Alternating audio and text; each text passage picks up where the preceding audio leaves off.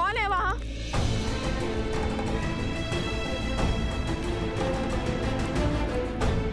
लवकुश, तुम दोनों यहाँ क्या कर रहे हो? और बार बार यूं आश्रम के बाहर क्यों चले जाते हो? जानते हो ना बाहर कितना संकट है। माता शांत, हम तो केवल खेल रहे थे यहाँ पर, किंतु आप इतनी चिंतित क्यों हो रही है? ये क्या है? क्या हुआ ये ला? वो कुल्हाड़ी से चोट आ गई थी तनिक सी। समझ गई। तुम दोनों लकड़ियां काट रहे थे ना?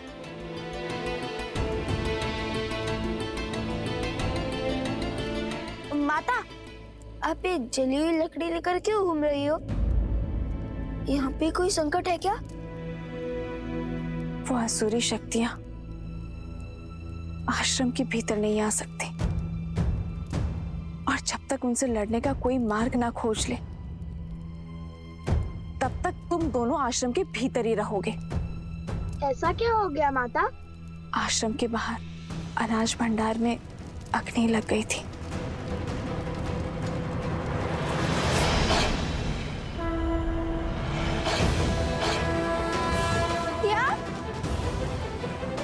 शीघ्र ही भीतर चलिए माता, रात्रि अधिक हो गई है। चलो।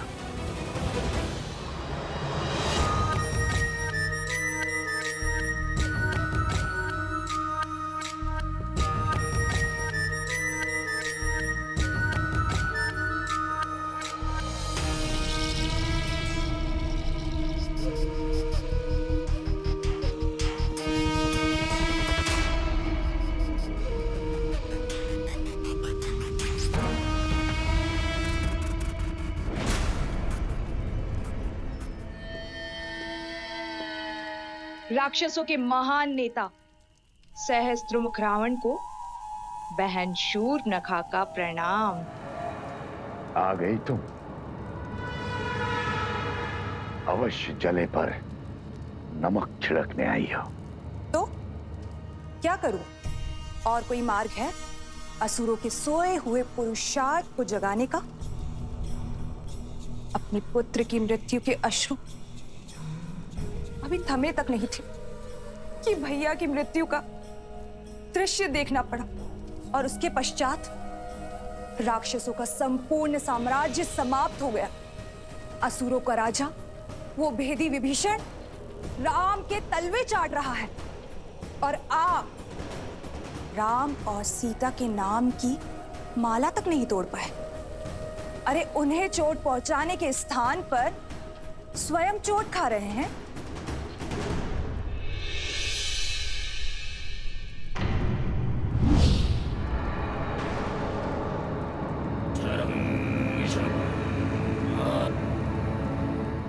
यदि मुझ पर कटाक्ष करके मन भर गया हो तो जाओ यहां से। मैं तो चली जाऊंगी, परंतु राम सीता के हाथों आपकी पराजय जो समीप आ रही है उसका आप क्या करेंगे भैया? न राम सीता का कुछ बिगड़ा, न राम राज्य का और न लवकुश का, और उस हनुमान की पूंछ का एक बाल तक आप हिला नहीं पाए। भैया, आपसे जो सीखा है पुनः वही आपको सिखा रही हूं। ये समय अस्त्र उठाने का नहीं बल्कि धैर्य रखने का है।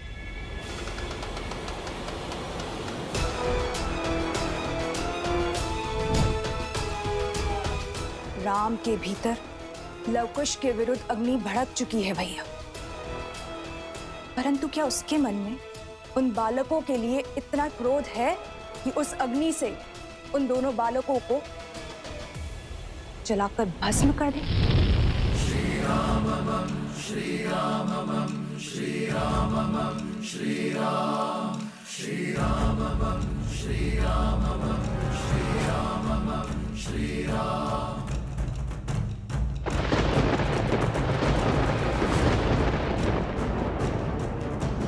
राम राम रामेति रमे रामे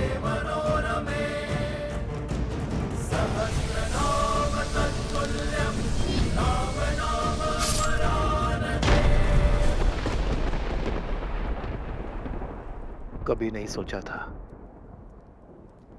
कि इस धनुष को दोबारा उठाना पड़ेगा, किंतु अब अयोध्या के गौरव के लिए इस धनुष को उठाना अति आवश्यक है।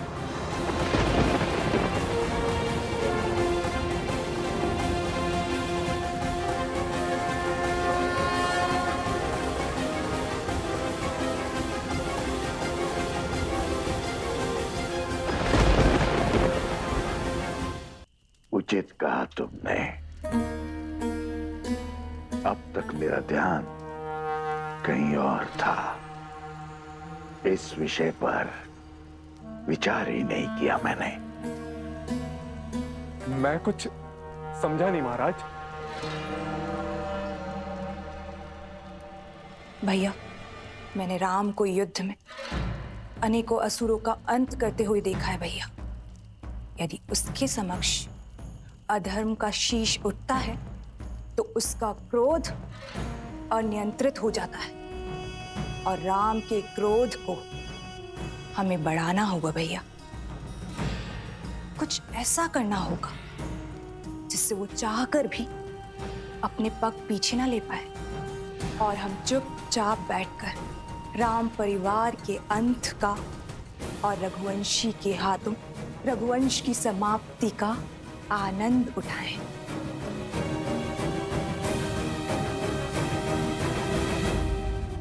किंतु विवेक और धैर्य के धनी राम का क्रोध हम बढ़ाएंगे कैसे? बढ़ेगा। धर्म के अनुचरों की सबसे बड़ी दुर्बलता धर्म भी तो है।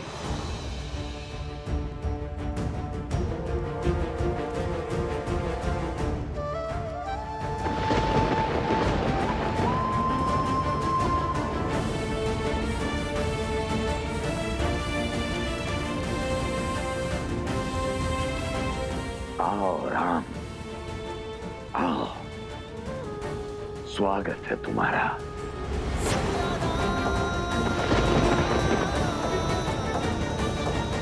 मैं और मेरा उपहार तुम्हारी प्रतीक्षा करेंगे।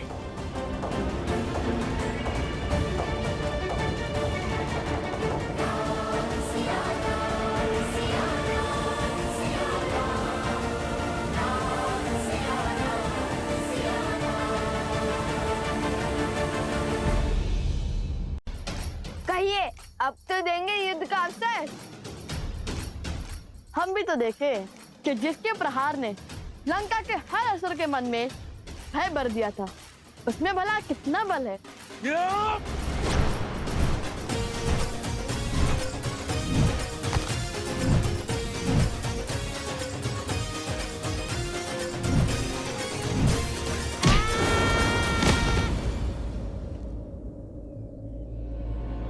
खुश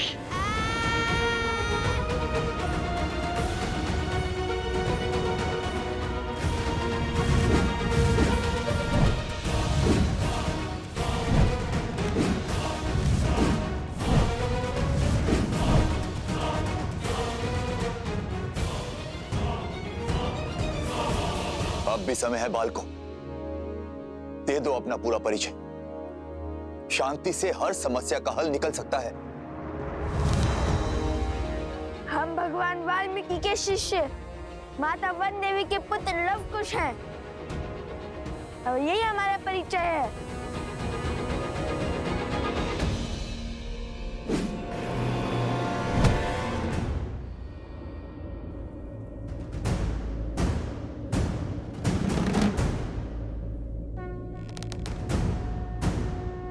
चलो जाओ।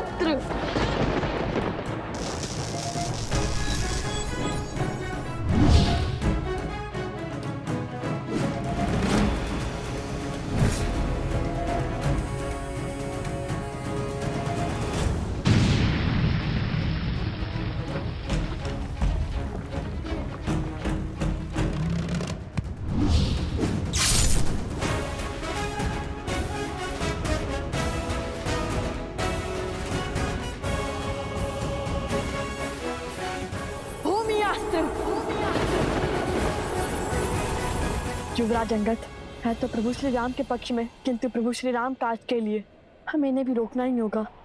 हे दिव्यास्त्र, उन्हें अधिक क्षति न पहुंचे।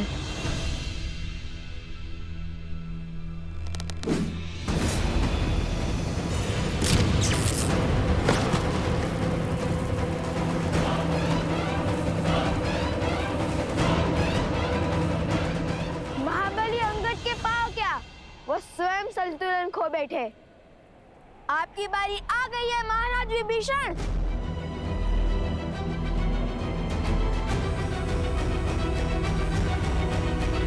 मुझे लवकुश को आश्रम लाना ही होगा। आप सब यहीं रुकिए, वो यहीं आसपास ही होंगे। नहीं नहीं वन देवी, मैं आपके साथ चलता हूँ। नहीं अवत्सरा, मैं किसी का जीवन संकट में नहीं डाल सकती। मैं अकेले ही जाऊंगी।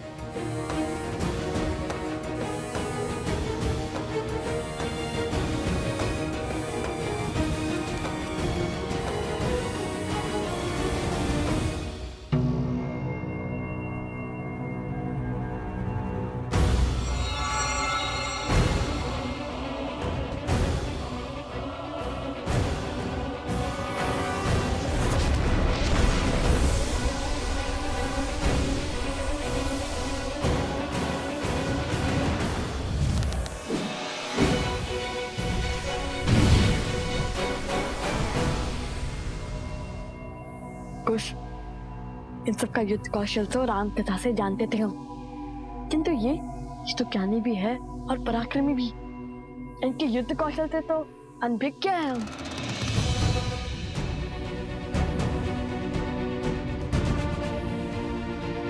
तुम्हें एक अवसर और देता हूं बालको, अपनी हट त्याग दो। मैं प्रभु श्री राम से तुम पर दया करने का निवेदन करूंगा। इतने शूरवीरों की अवस्था देखकर भी हमें पीछे हटने का आदेश दे रहे हैं आप। निवेदन तो हमारा है। जिस प्रकार अपने भाई के हाथों लंका से निष्कासित होने के बाद श्री राम की शरण में आ गए थे आप।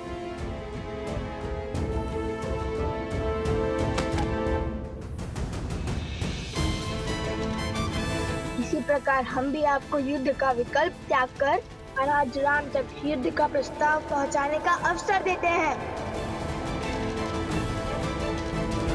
आप तो सबसे ज्ञानी हैं और नारायण के भक्त भी हैं। विवेक से काम लीजिए।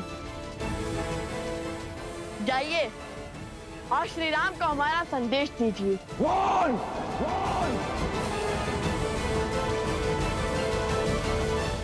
ये तो क्रोध से फुफकारने लगे और क्रोध ज्ञान पर आवरण डाल देता है और इनके ज्ञान की सौगंध तो संपूर्ण संसार खाता है। बल के साथ साथ बुद्धि के भी धनी हो बालकों। ज्ञानी को क्रोध दिलाकर व्याकुल कर रहे हैं, किंतु कहीं क्रोध का आवेग विभीषण जी से कुछ अनिष्ट ना करवा बैठे। बालकों, जब तक मेरे तन में प्राण है, प्रभु श्री राम यहां नहीं आएंगे।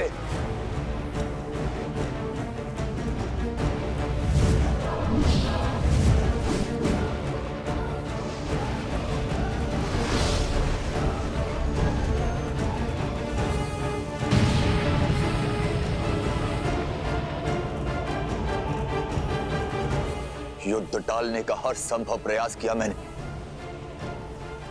किंतु तुम दोनों ने मुझे विवश किया युद्ध करने के लिए।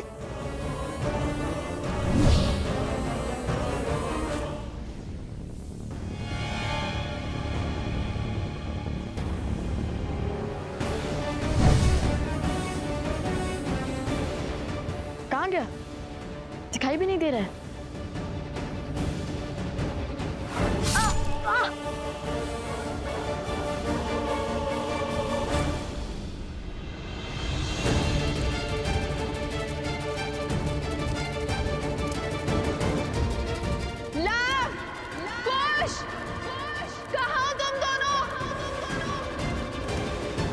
कुश की सुरक्षा चक्र में हमें न और क्रोध मिलाना होगा। कुश, हमें इस सुरक्षा कवच से बाहर निकालना होगा इन्हें।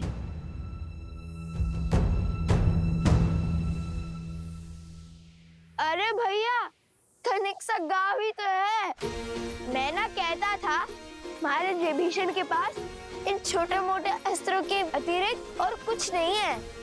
इनके भाई ने भी इसलिए निकाल भार दिया इन्हें। अब महान धनुधर श्री राम और लक्ष्मण के समक्ष धनुष उठाने की क्षमता तो इनमें होगी ही नहीं। इन तुच्छ अस्त्रों से कौन सा युद्ध जीतेंगे? यदि इनमें इतना सामर्थ्य होता तो लंकेश इन्हें यूं जाना थोड़ी ना देते। सावधान! वो दंडी बालकों, तुम्हें लगता है मैं धनुष नहीं उठा सकता? ऐसे मेरे नहीं, आप ही के मुख से निकला है महाराज।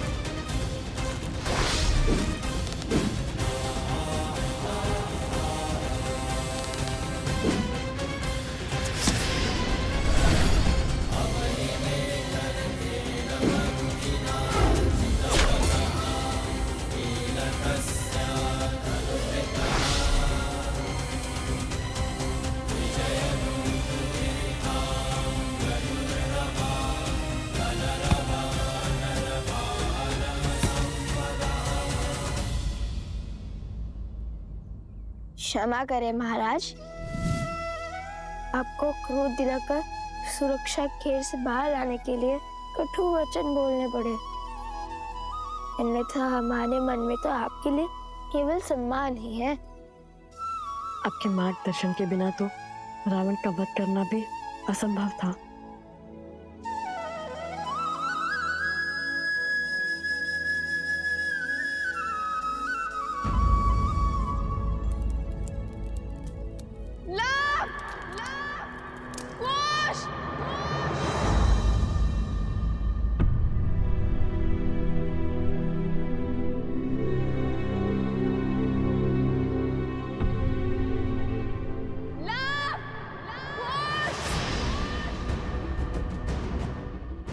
माता, माता?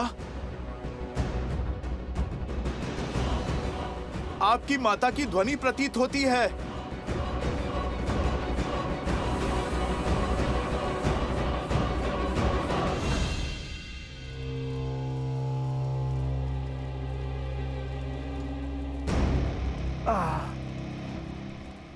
एक श्लोक में इतनी शक्ति कि कुछ शब्दों ने हमारी माया को तोड़ दिया।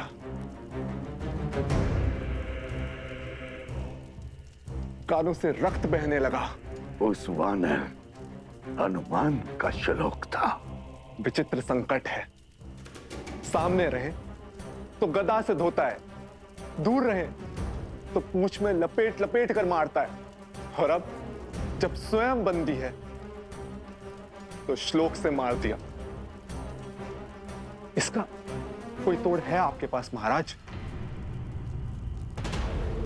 समय आ गया है महाराज, शक्ति से नहीं युक्ति से काम लेने का,